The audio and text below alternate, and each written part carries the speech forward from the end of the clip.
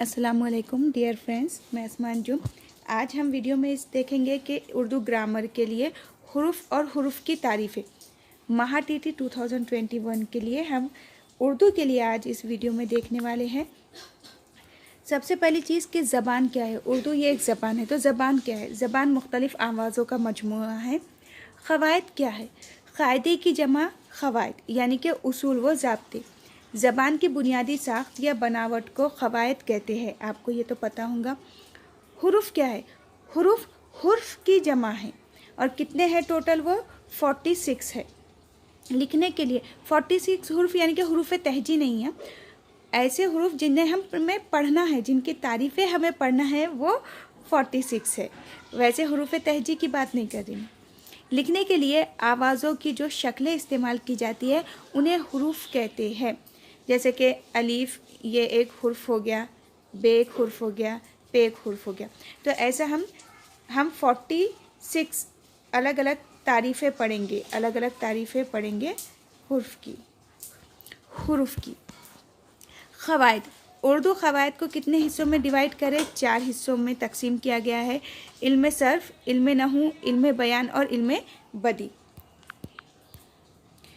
हुरूफ इल्लत क्या होता है? हुरूफ इल्लत यानी कि अलीफ, वाव और ये, जब ये आवाज़ किसी भी लफ्ज़ के या तो दरमियान और आखिर में आ जाती है तो अलीफ, वाव और ये को हुरूफ इल्लत कहा जाता है। देखिए, इस पे क्वेश्चन बार बार आता है, सवाल आता है। तो हुरूफ इल्लत क्या है? अलीफ, वाव, ये, और कहाँ पर आएंगे? दरमियान में या आखिर में, तो हुरूफ इल्लत हो गया।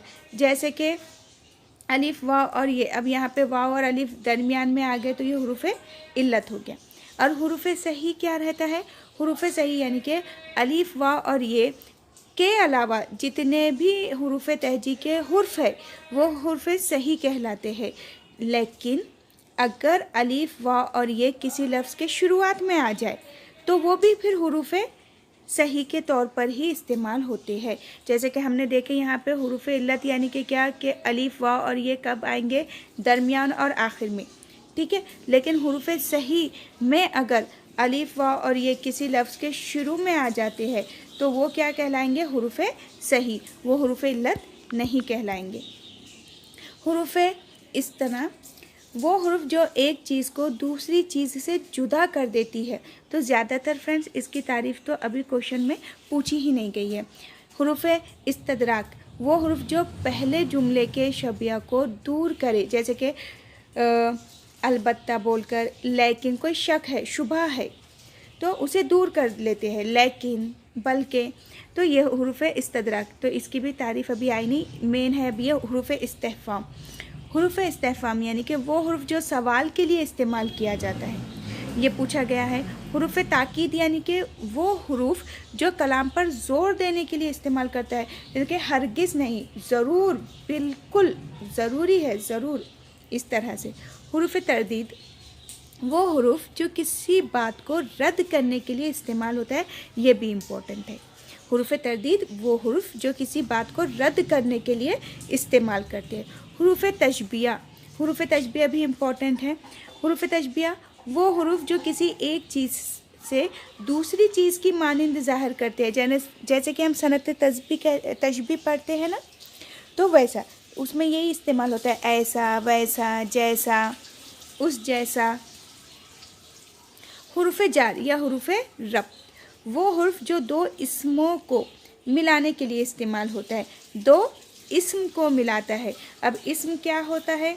इस्म में क्या हो जाएगा? किसी भी या तो जगह का नाम हो सकता है इस्म, किसी शख्स का नाम हो सकता है इस्म, या किसी चीज़ या जानवर का नाम भी इस्म हो सकता है। तो दो इस्मों को दो इस्मों को मिलाने के लिए जो हुर्फ इस्तेमाल होते हैं उन्हें हुरूफ जार या हुरूफ रब्त कहा जाता है। हुरूफ शम्सी, हुरूफ शम्सी यानी कि वो हुर्फ जिनसे पहले अलीफ और लाम लिखा जाए मगर बोला ना जाए, यानी कि अलीफ लाम शुरू में लग जाता है लेकिन पढ़ा नहीं जाता, ये उसके मायने हैं। जैसे कि वशम्स, तो अलीफ लाम पढ़ा गया क्या? नहीं, वाव के साथ क्या मिल गया? शीन। और इसमें क्या, इसको पहचानने की एक अलामत क्या है? के अलीफ लाम के बाद जो भी हुर्फ होगा उसके ऊपर तशदीद होंगी। हुरूफ खमरी यानी कि वो हुर्फ जिनसे पहले अलीफ लाम लगता भी है और बोला भी जाता है, जैसे कि वल कमर, अब्दुल करीम। तो इसमें क्या हो गया, अलीफ लाम लिखा भी गया और पढ़ा भी गया। अब यहाँ पे वो हुर्फ है, आप इन्हें याद करके भी रख सकते हैं। हुर्फ साकिन वो हुर्फ जिन पे ज़ेर ज़बर पेश या जज़म ना हो हुर्फ साकिन कहलाते हैं। वो हुर्फ जिस पे ज़ेर ज़बर पेश और जज़म ना हो वो हुर्फ साकिन कहलाते हैं। हुर्फ मुतहर्रिक वो हुर्फ जिन पर ज़ेर ज़बर पेश हो उन्हें हुर्फ मुतहर्रिक कहते हैं। इन पे क्वेश्चन तो नहीं आया हुआ है। हुर्फ शर्त वो हुर्फ जो किसी काम को दूसरे काम पर मौकूफ़ करने के लिए इस्तेमाल होता है, मगर जैसे कि अगर, जब, जो, हर चंद, इस तरह से। ऐसा होता तो अगर आप ऐसा करते तो वैसा हो पाता, ठीक है। यानी कि किसी काम को दूसरे काम पर मौकूफ़ करने के लिए इस्तेमाल होता है। हुर्फ अतफ़ भी इम्पॉर्टेंट है। वो हुर्फ जो दो कलमों या जुमलों को बाहम मिलाए, क्या कहा जा रहा है, कलमा। कलमा यानी कि लफ्ज़ दो कलमों को या जुमलों को मिलाते हैं, जैसे कि और, फिर, लेकिन, हम इनसे मिला लेते ना, अलबत्ता। तो यह हो गया हुर्फ अतफ़, ये इम्पॉर्टेंट है।